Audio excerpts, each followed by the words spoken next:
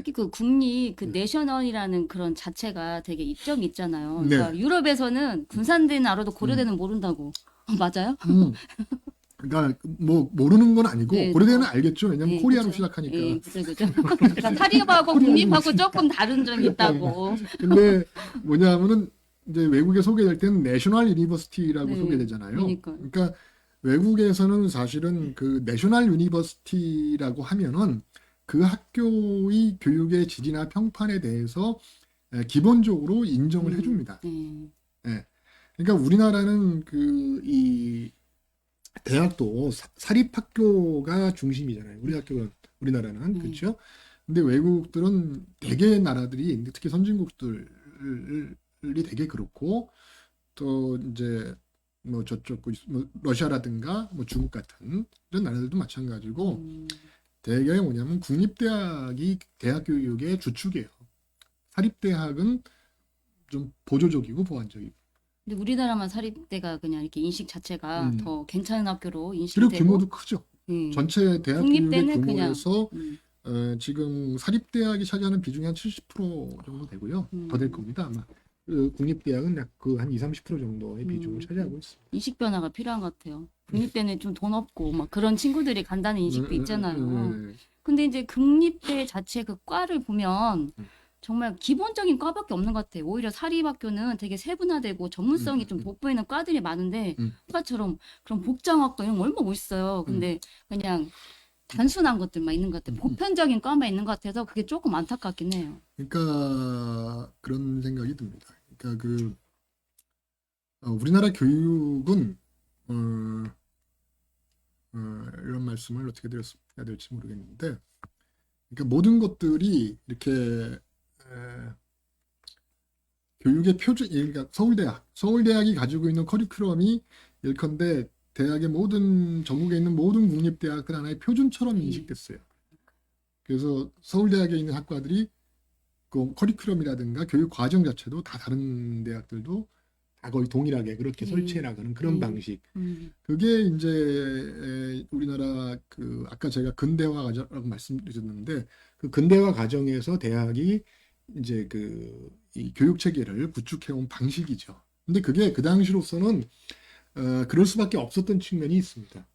왜 그러냐면 그 지금은 우리가 이렇게 유튜브 방송도 하고 정보도 굉장히 이제 이 쉽게 접할 수 있고 그렇지만은 사실 불과 얼마 전까지만 하더라도 이 지식과 정보의 전달이라는 게 굉장히 공간적으로도 그렇고 시간적으로도 그렇고 한계가 많았어요. 네. 그랬잖아요. 우리가 이 인터넷이 한국 사회에서 인터넷이 이렇게 보편화되기 시작한 인터넷 원년이 언젠가 혹시 기억하십니까?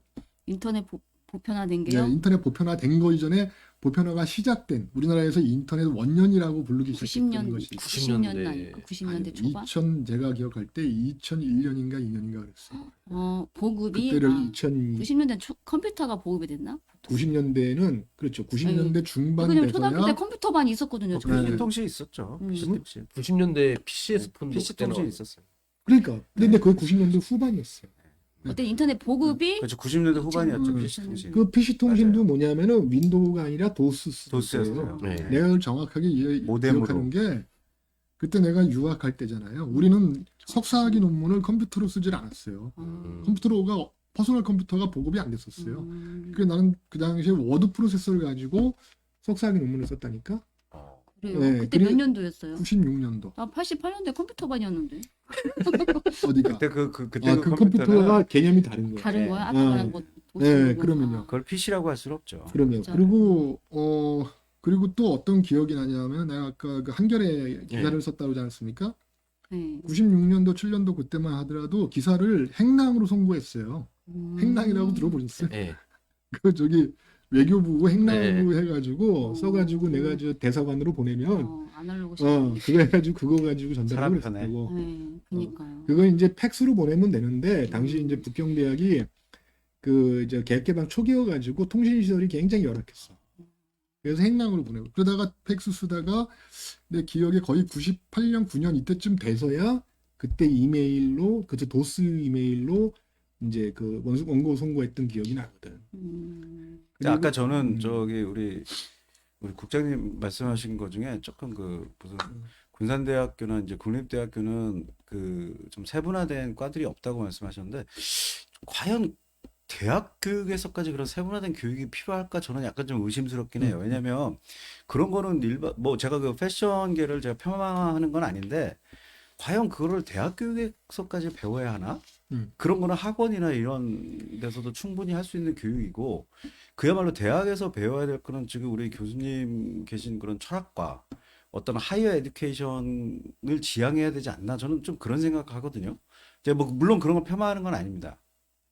지금 그게 뭐 어떤 게 중요하다, 어떤 게 뭐 중요하지 않다 이런 차원의 문제는 아닌 것 같고 교육의 패러다임이 변한다는 것이 핵심인 것 같아요. 그러니까 제가 아까 왜 그 말씀을 드렸냐 하면은 우리가 이제 소위 말하는 그 이 정보사회가 도래하기 전까지를 우리가 보통 그 사회학에서는 이제 후기 산업사회 이렇게 부르거든요. 거기까지가 이른바 이제 그 근대사회, 소위 말하는 모더니즘 사회라고 봅니다. 근데 이 근대사회의 기본적 특징들은 정보의 생산과 유통에 있어서 표준화가 굉장히 중요한 시대였어요. 네.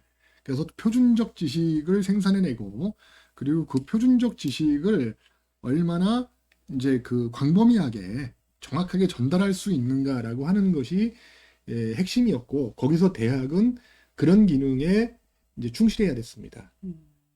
아까 그게 제가 말씀드린 것처럼 뭐 서울대학의 커리큘럼이 있으면 그게 전국에 있는 대학들에서 그대로 갈 수밖에 없었던 그런 그 상황들이에요. 그리고 여러분들도 다 그런 교육 받으셨지만은 다 우리는 암기 교육 받고 그렇죠. 입시 교육이라는 게 근데 사실 그게 나쁘기만 한 게 아니라 암기 교육도 그다음에 그리고 암기 교육하는 그 기본적으로 같이 전 국민이 교육받는 상태에서 암기하고 있는 텍스트 교과서 다 똑같잖아요.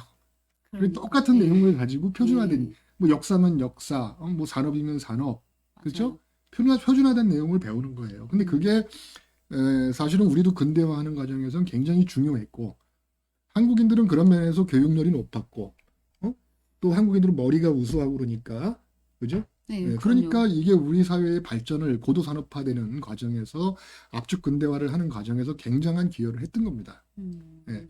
그런데 시대가 이제 그 20세기 전반기 들어서 정보화 사회로 바뀌게 되면서 이 지식이라고 하는 것이 근데 그렇게 될 수밖에 없었던 이유는 예전에는 지식을 전하고 어떤 특정 분야의 전공 지식을 갖다가 습득하고 전하고 하는 것이 시간 공간적으로 제약이 있었기 때문에 그런 거예요. 그러니까 기억하실지 모르겠지만 군산에 있으면서 뭐 이제 하다못해 선생님이 뭐 보고서 하나 써라 아니면 뭐 저기 졸업 논문 써라 그러면은 일단은 컴퓨터 없고 인터넷 안 되는데 학교 도서관 가가지고 책을 찾아야 되잖아요. 그렇죠?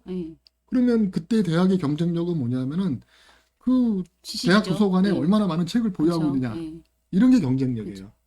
그리고 그 교수님이 그 분야에서 그렇게 표준화되어진 지식을 얼마나 정확하게 이해하고 있고 그걸 학생들에게 정확하게 전달하느냐. 그게 그 대학의 경쟁력인 거지.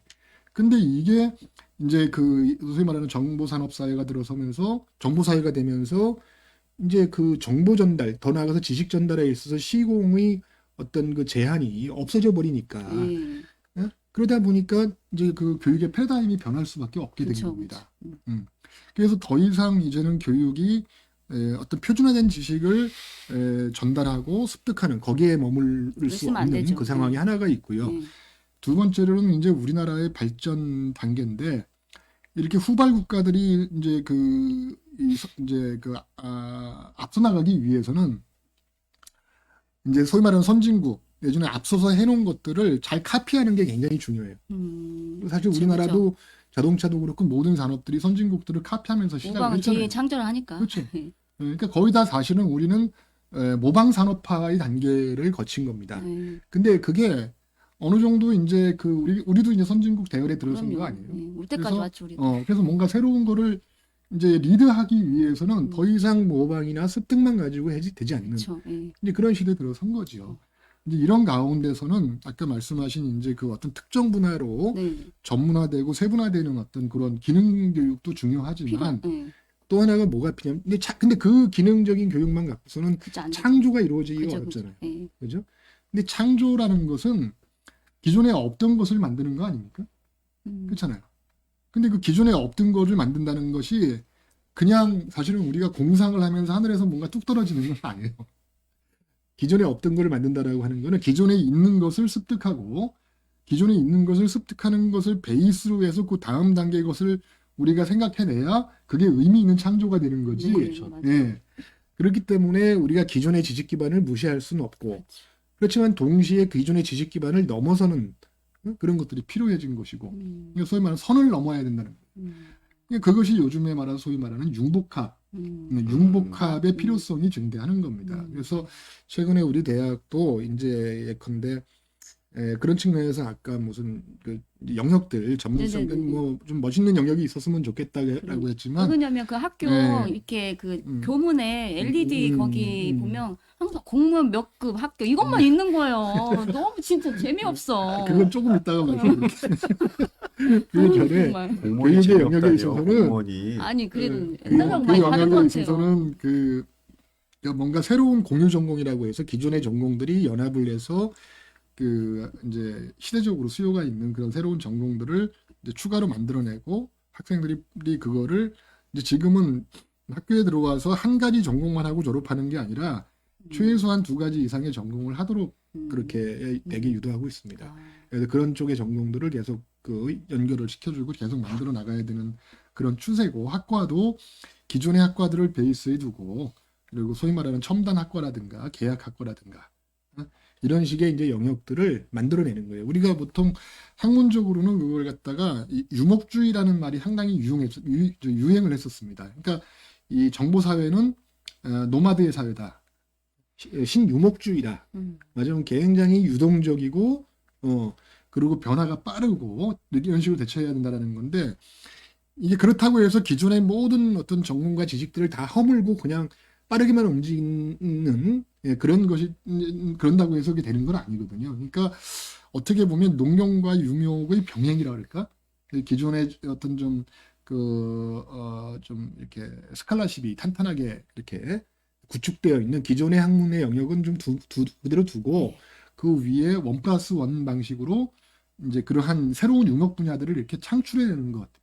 그래서 병행해서 가는 것. 이게 상당히 중요해질 거라고 생각을 합니다. 우리 교수님께서 그러니까 지역 음. 특히 그 청년 교육에 대해서 많은 교육 정책을 다양하게 연구하셨다고 하는데 그래도 무엇을 이렇게 연구하셨는지 한두 가지 정도 말씀해 그거는 주시겠어요? 제가 이제 우리 대학의 그 교수평의 의장을 하면서 그 전국 국공립대학 교수회 연합회가 있어요. 네. 거기서 이제 정책위원도 했고 또 이제 우리 같은 규모가 되는 이제 후발 국립대들을 보통 이제 국가 중심 국립대라고 부르는데 국가 중심 국립대 한 19개가 됩니다. 그 대학들의 교수회의 연합회에서 이제 그 정책위원회를 만들어서 저보고 좀 정책위원장을 맡아달라고 그래서 제가 작년에 정책위원장을 한 1년 했습니다. 그래가지고 그러면서 이제 그 국립대학들이 가야 될 그 정책을 연구하고 실제로 이제 보고서도 내고 뭐 그런 일을 했죠. 그래서 이제 그런 가운데서 이제 고민도 좀 많이 했고 그런 얘기를 좀 해드릴 수 있어요. 아까 공무원 뭐 이런 거 들려서 재미없다고 그랬는데 솔직히 그거는요. 대학에 잘못이기 전에 학부모들이 좀 반성해야 맞아요. 돼요. 그것도 맞아. 아니 어떻게 맞아요. 자식들을 다 공무원 공무원이면 단주하셔. 아니 제가 학생들 면담을 이렇게 면담을 요즘은 다 하거든요. 네. 그래서 면담을 하다 보면 실제로 학생들 고민에 상당 부분이 그거예요.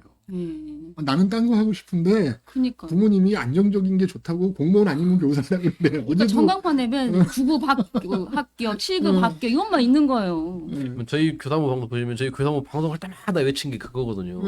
부모가 먼저 배워야 된다고. 부모가 아이들의 그 길잡이가 되니까 이렇게 말씀 많이 나누시다 보니까 우리 댓글이요. 댓글이 네. 재밌는 게 그러니까. 교수님 팬이 많아요. 많이 오셨는데. 거의 계세요 누가? 예예. 네.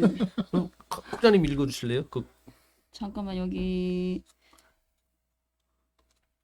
그 설경열님께서 철학자로서 현재 대한민국 대선 후보자들에 대해 그들의 정책 또는 인물에 대해 어떻게 야, 평가하시는지 이거 궁금하네요. 궁금하네. 이거 궁금하네. 제대로. 아, 그 이제 시청자 질문이니까 해주셔야 돼요. 이거는. 갑자기 교육 얘기하다가 대선으로 넘어가니까 연관이 있죠, 뭐. 당혹스럽습니다. 아니 그것보다는 제가 이 기회에 평가보다는 좀 그 요구를 좀 하겠습니다.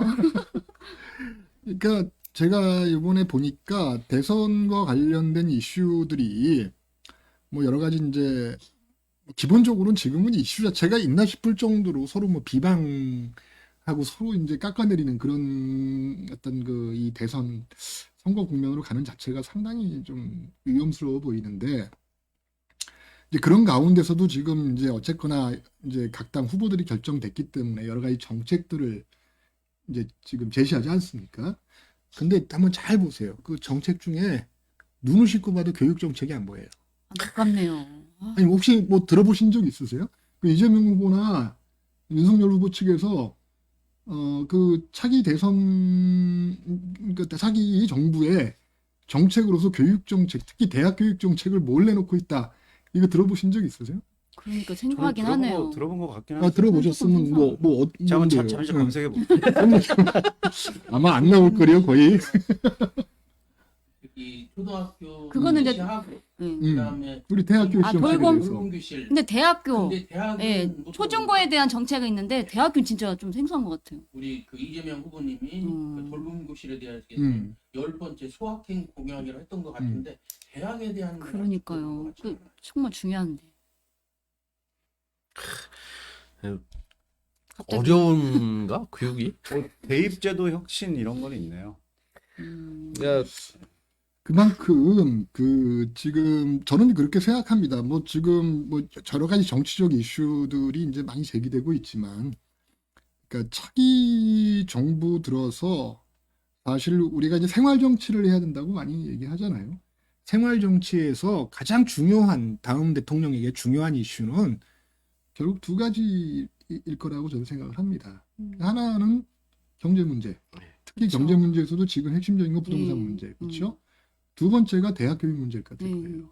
왜 그러냐면 뭐 아시다시피 지금 대학의 그 이제 학령 인구 감소가 지금 급격하게 진행되고 있지 않습니까?